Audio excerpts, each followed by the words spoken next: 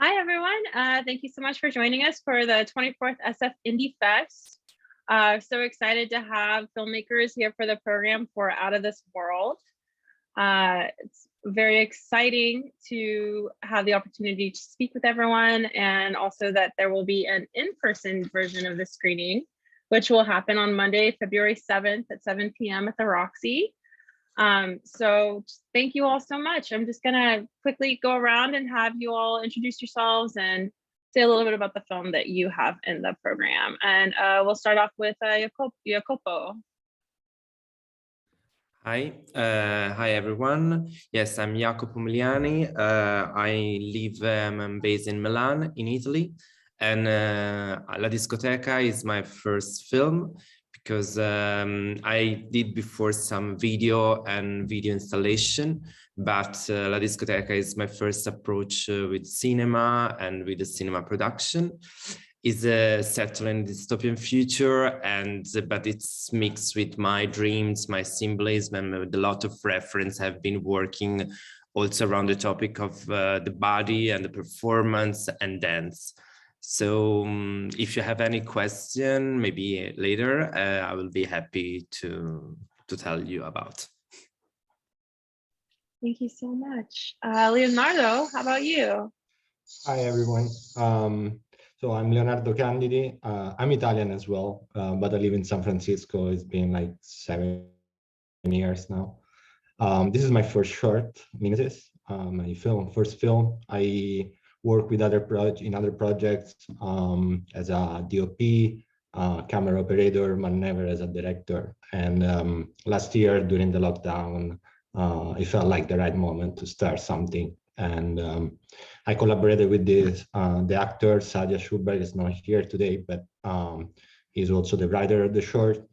And together we come up with this idea based on a few images I had in mind, and Mimesis became a reality. Thank you so much. Hi, Monica. Hi, I'm Monica Loomba. I'm the director and writer of Party. Party was kind of like, I was feeling all these things and I just like woke up one day and started writing. This is my second short.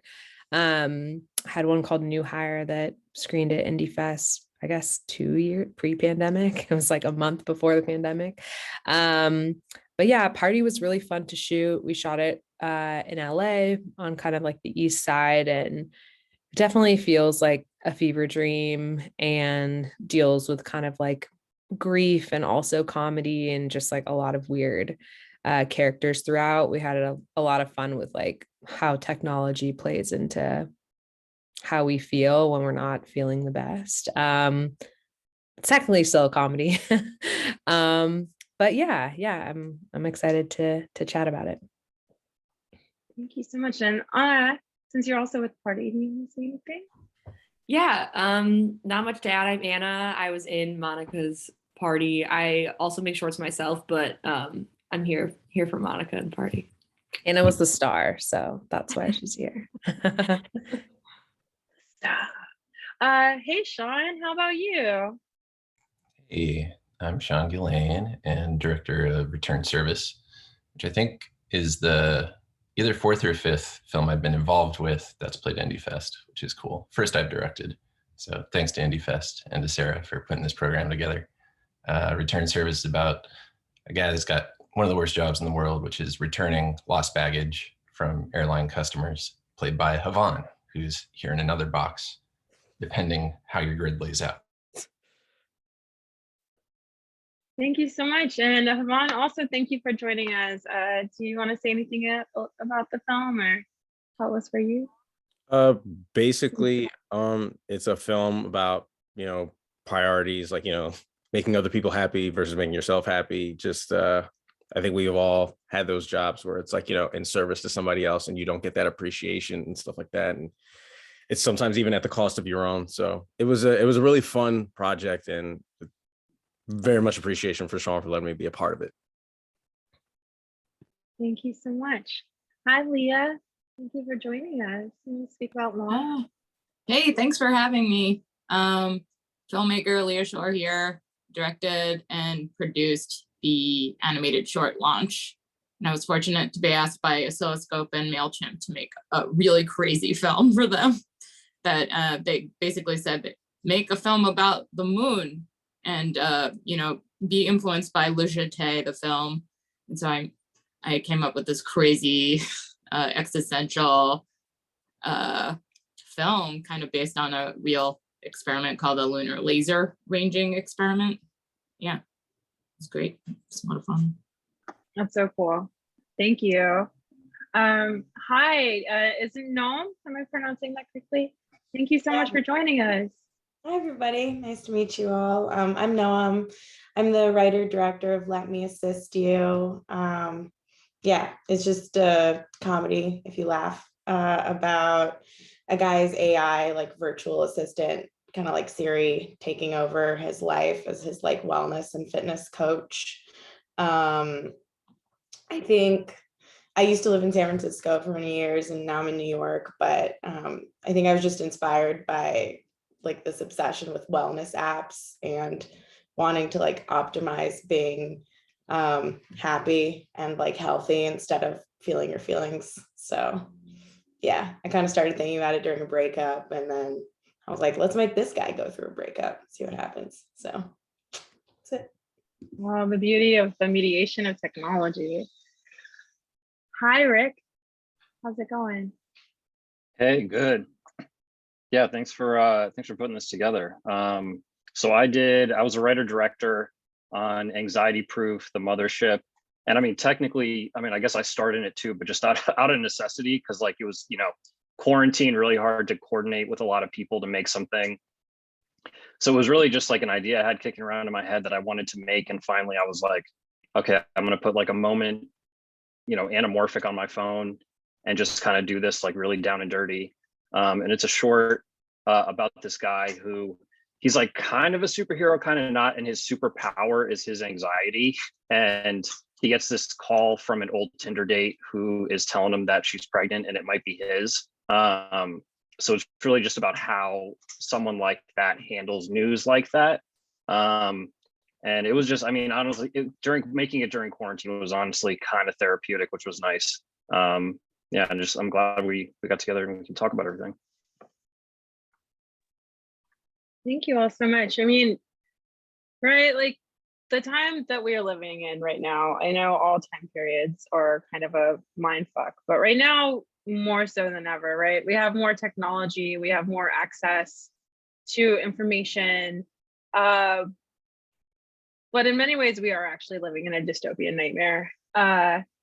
And one thing that kind of helps, at least for me and hopefully for all of you to get through this time is like the act of creating, the act of filmmaking.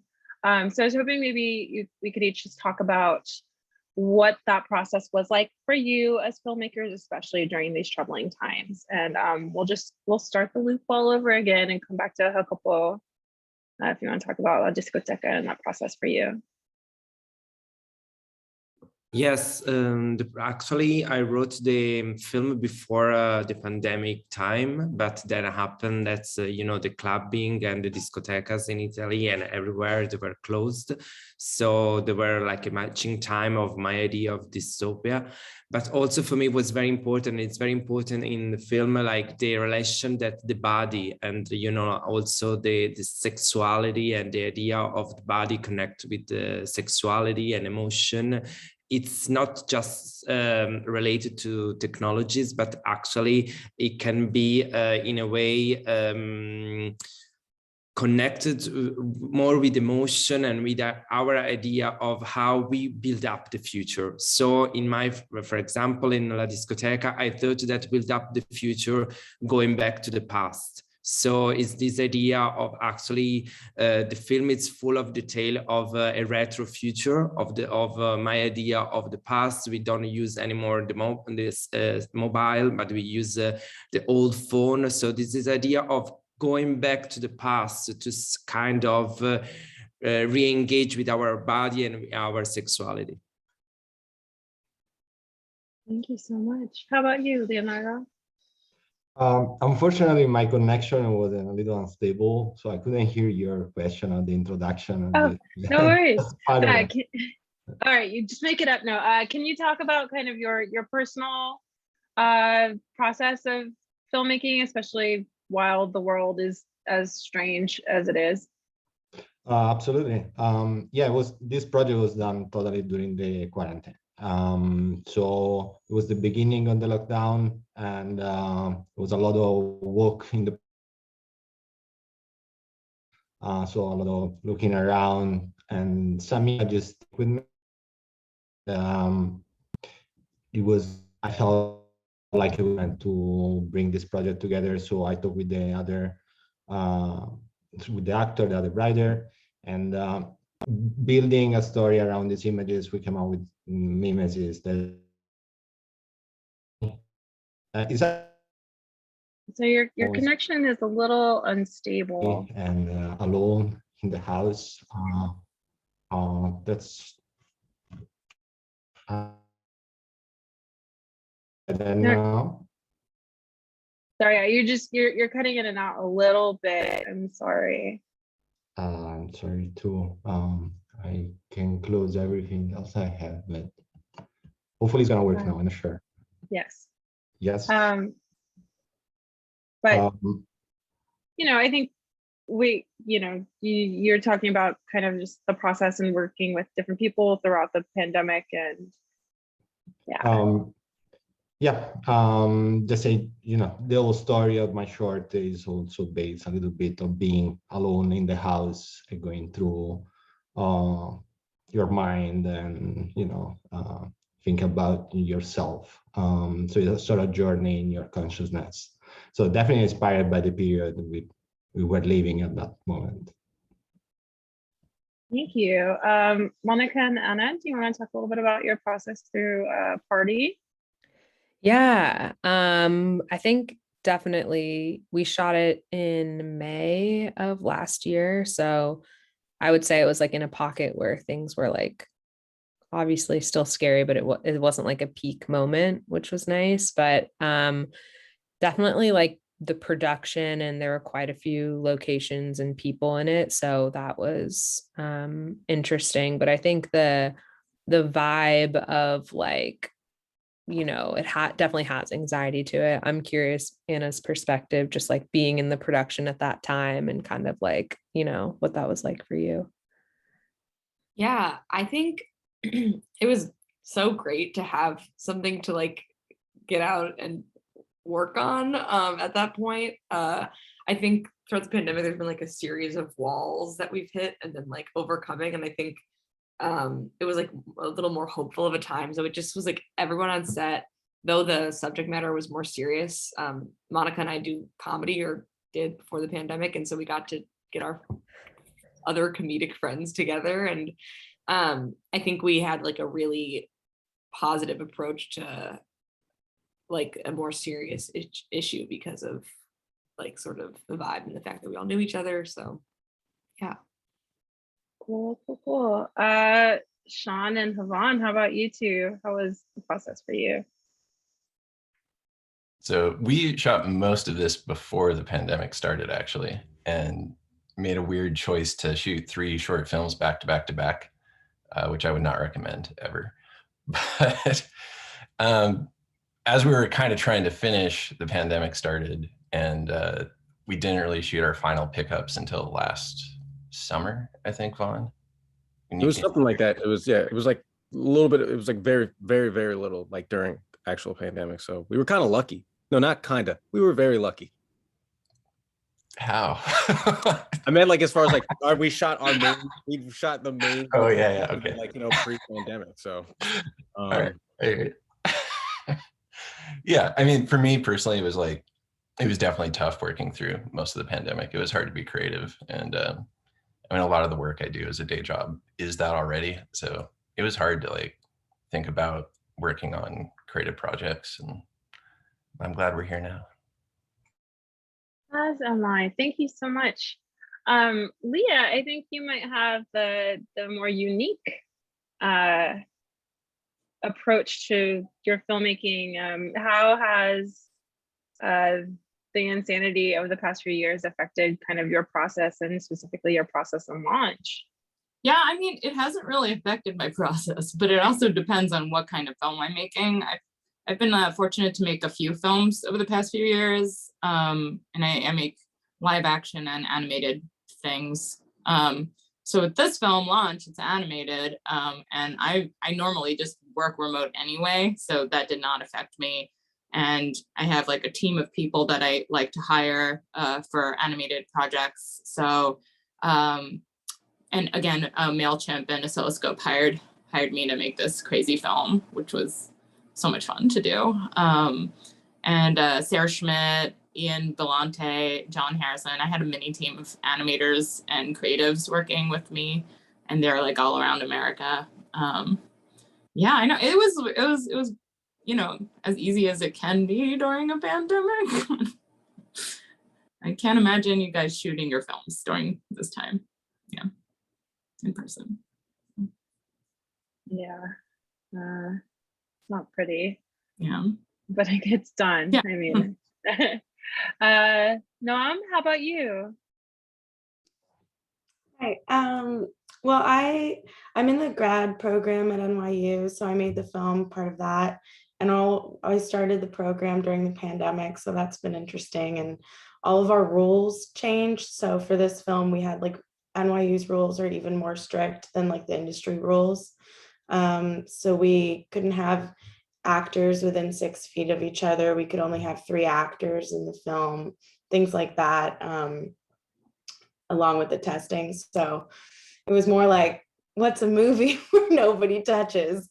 And so it was like, oh, it's a breakup film and there's like an AI in it. So it was kind of like, I guess it's an interesting example of how like necessity breeds creativity in some ways. But I think all of our films were mostly like breakup or like family problem films because like nobody was allowed to touch. So I think our whole class for this project, there wasn't a single sex scene or kiss scene or nothing, not even hugging. So yeah, it's interesting to think about how that affected all of us creatively. Thank you so much. And Rick, you want to talk about yours? Yeah, so my short actually, it kind of started as just like this dumb Instagram video series I was making just to kill time because I was, you know, bored in my apartment, like I'm sure most of us were. And so I made, you know, kind of 3 of those, just like shitty vertical video type things. And then for this is technically the 4th installment of the story. I decided to actually, you know, try a little harder production wise, which still translated to like using flashlights as I don't think I used a single piece of real equipment, you know, it was just like very, like I was ordering toys on Amazon to be like the one doll character and things like that. But it was, I mean, like I said, I think in my intro, it was in a weird way, really cathartic to be working on something that thematically was a little bit like what everyone was going through in terms of like the anxiety and the uncertainty. And then also, you know, kind of something that I think I haven't really seen before, but kind of always wanted to see out there, something that like paints anxiety or something like that in a more positive light in a way. So that for me was kind of cool. Awesome. Well, that's just about all the time we have today. Thank you all so much for sharing your films with us and our very rad audience. And it's so nice to get to have you all together and kind of just talk about the process. So thank you.